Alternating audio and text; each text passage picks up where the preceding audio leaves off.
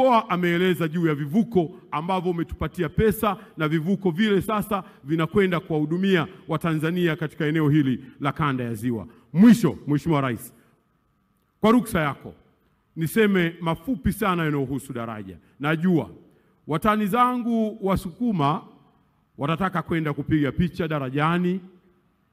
Watani zangu Wasukuma watataka waende wakafanye shughuli mbalimbali, ikiwa ni pamoja na kurekodi kwaya. Mheshimiwa Rais, naomba nitoe tangazo hili leo hapa ya kwamba hatutakataza kufanya kazi zozote za kijamii kama vile kupiga picha. Hatutakataza kazi zozote za kijamii kama vile kurekodi kwaya, na watu wanaotaka kuimba maulidi kwa maana ya kurekodi maulidi hatutakataza.